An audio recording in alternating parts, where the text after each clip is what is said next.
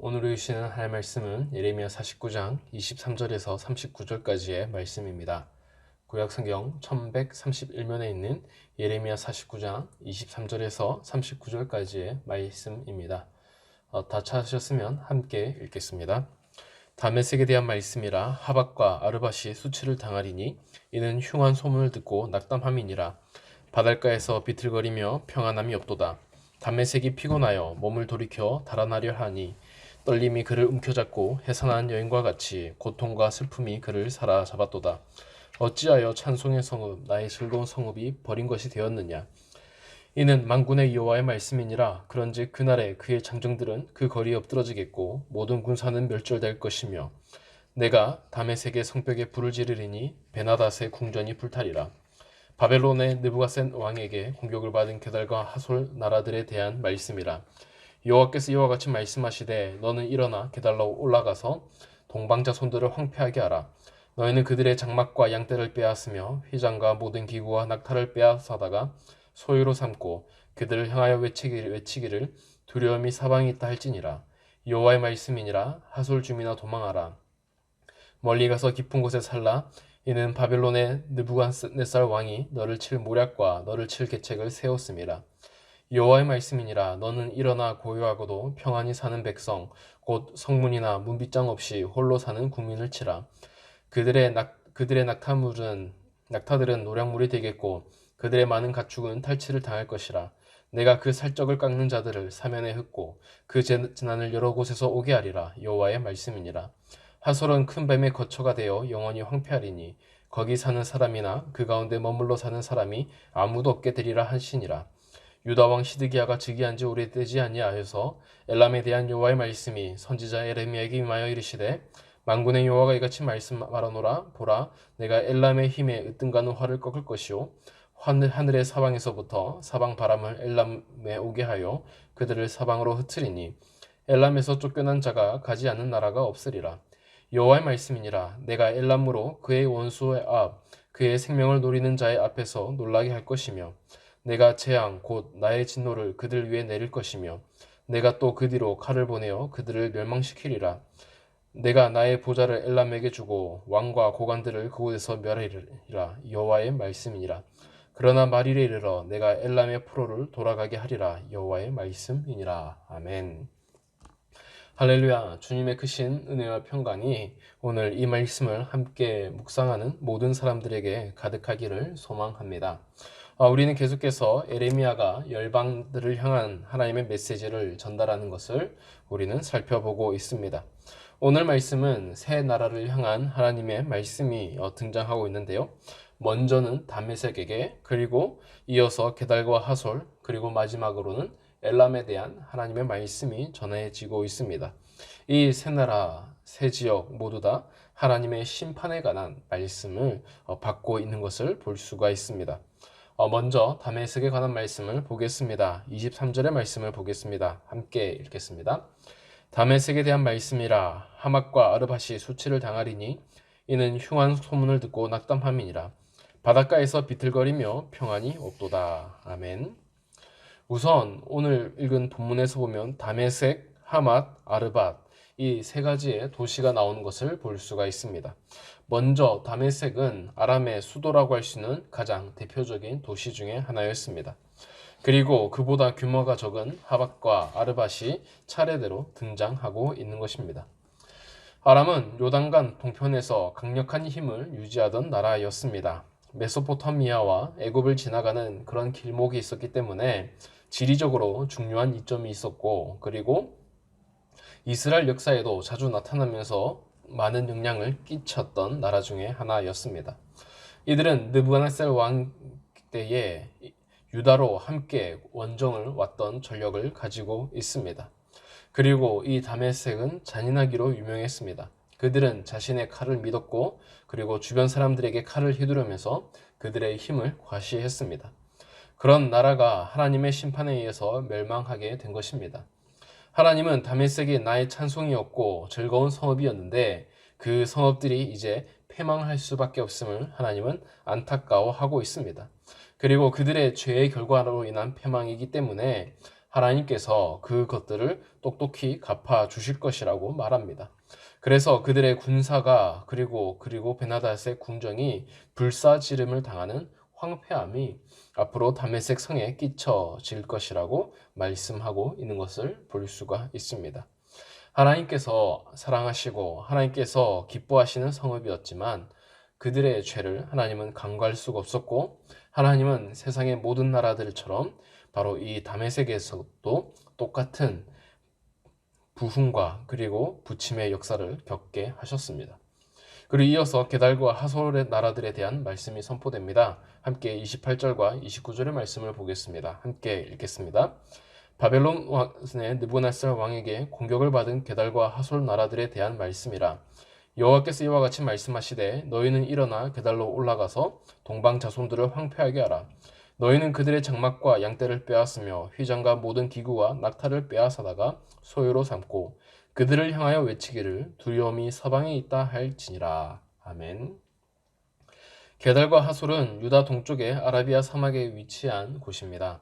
시리아 사막 지역의 사람들, 그러니까 곧 그들의 땅이 더 황폐해질 것이라고 오늘 본문은 선포하고 있습니다. 게달은 이스마엘 족속 중에 하나입니다. 그들은 유목 생활을 하면서 양을 길렀고 또한 그들은 활에 능한 사람들이었다고 알려져 있습니다. 성경에 보면 게달의 장막이라는 표현이 자주 등장합니다. 그것은 그들이 길렀던 검은 염소털로 만든 아주 까만 장막이었고 그 게달의 장막은 당시에 주변에 유명했다고 알려져 있습니다. 오늘의 본문을 자세히 보면 그들의 장막과 양떼 그리고 낙타가 등장을 합니다. 그들이 자랑하고 있었고 그들이 소유했던 것들이 이제 다른 사람들에게 빼앗길 것이라고 말씀하고 있는 것입니다. 그리고 하솔 역시 바벨론의 칼을 피할 수 없을 것이라고 말씀하고 있습니다. 하나님은 하솔 사람들이 뱀만 남게 될 것이며 그 땅이 영원히 황폐한 땅으로 바뀔 것이라고 말합니다. 그리고 실제로 하솔은 그 뒤로 완전히 잊혀진 존재가 되었습니다.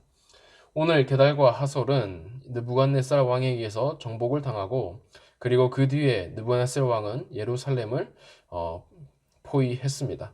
그러니까 느부갓네살 왕이 예루살렘으로 진격할 때에 이 두 나라들을 이제 진격을 했었고 그리고 그 나라들이 먼저 공격을 당하고 이제 차례대로 예루살렘에 이제 바벨론 느부갓네살 왕이 도착을 한 것입니다.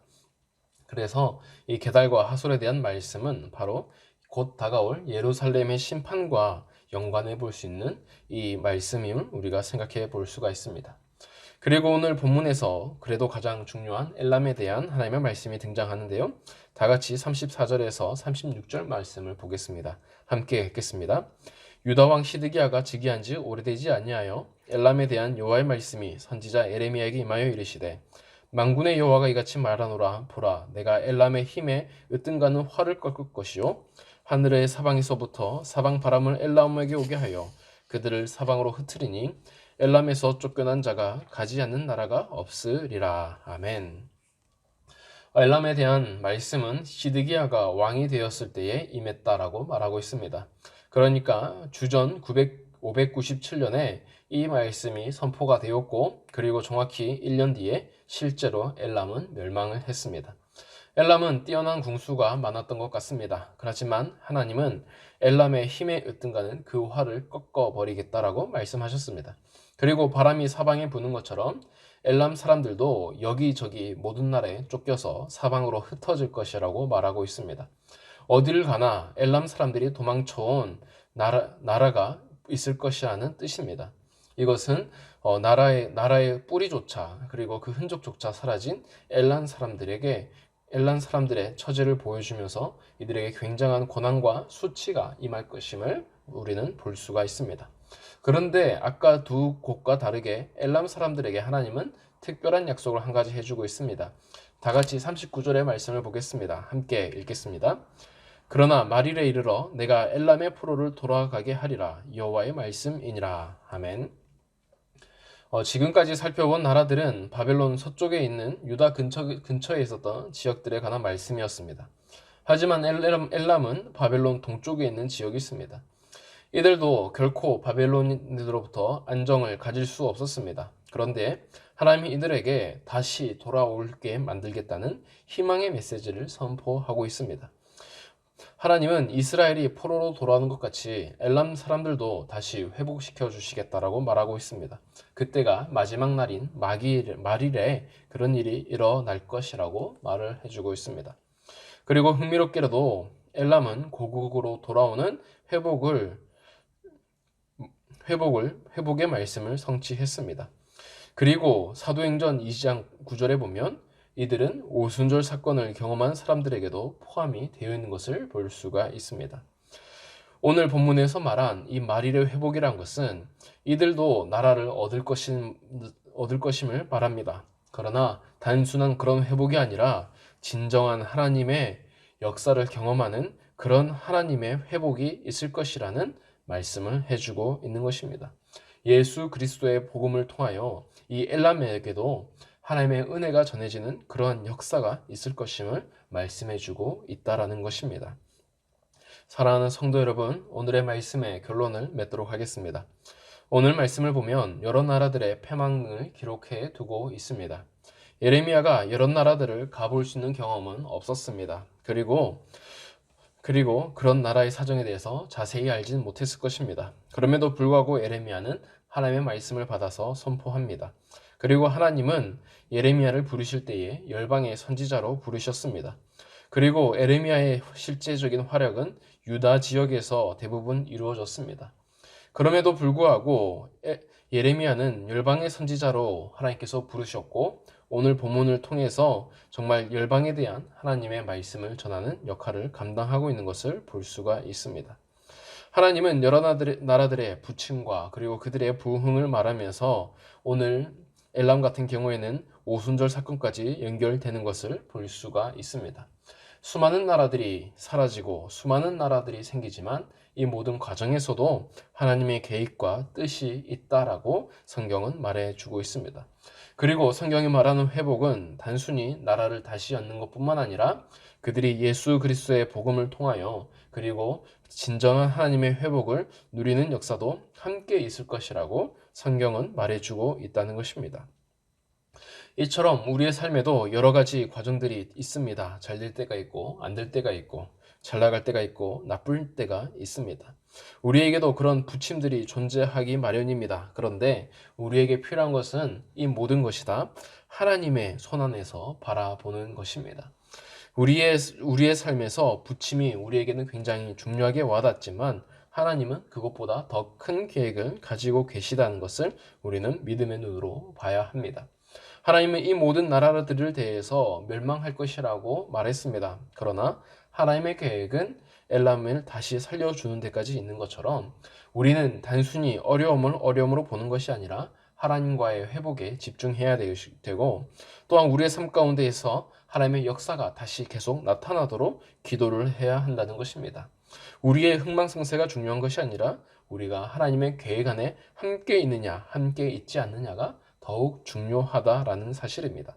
앞에서 나왔던 또 다메섹과 그리고 그 뒤에 나왔던 게달과 하솔의 나라들 그리고 오늘 마지막 나왔던 엘람을 보자면 그들의 모든 나라의 부침 가운데서도 하나님의 뜻 안에 있는 도시가 있었고 그렇지 못한 도시가 있었던 것처럼 오늘 우리가 살아가면서 수많은 세상 일 가운데에서 우리가 하나님 안에 있는지 하나님 밖에 있는지 그것에 집중하여서 살아가시는 저와 여러분이 되기를 간절히 소망합니다. 이 시간 함께 기도하겠습니다. 사랑이 많으신 하나님 아버지, 오늘 우리의 삶을 하나님 앞에 드립니다. 하나님, 우리가 하나님으로부터 받은 것이 너무나도 많이 있습니다. 그러나 우리는 하나님 앞에 이 모든 것들을 다 드리지 못하는 삶을 살고 있습니다. 그럼에도 불구하고 하나님은 우리의 삶을 향하여 늘 놀라운 계획과 놀라운 섭리를 계획하고 계십니다. 하나님, 우리 인생 가운데 함께하여 주셔서 주님이 없었더라면 정말 우리가 먼지우처럼 끝나는 인생이겠지만 우리가 하나님과 함께함으로 우리의 삶이 정말 값어치 있는 정말 값진 그런 인생으로 거듭나게 하여 주시옵소서. 하나님의 역사는 놀랍고 하나님의 지혜는 우리가 예측할 수 없습니다. 하나님, 우리가 무엇이라고 하나님의 일들을 판단하겠습니까? 오늘 우리가 세상에서 나타나는 모든 일들을 우리는 다 판단할 수가 없고 다 헤아릴 수 없습니다. 그저 우리가 하나님의 뜻 안에 있기를 간구합니다. 그리고 그 하나님의 뜻 안에서 우리가 살아가기를 바랍니다. 주님, 이 시간 우리 가운데 함께하여 주셔서 우리 모두가 하나님의 뜻 안에서 살아가게 하여 주시고 우리의 삶에 나타나는 하나님의 섭리를 우리가 전심으로 따를 수 있도록 도와주시옵소서. 오늘도 함께 하실 걸 믿사오며 예수님의 이름으로 기도드립니다. 아멘.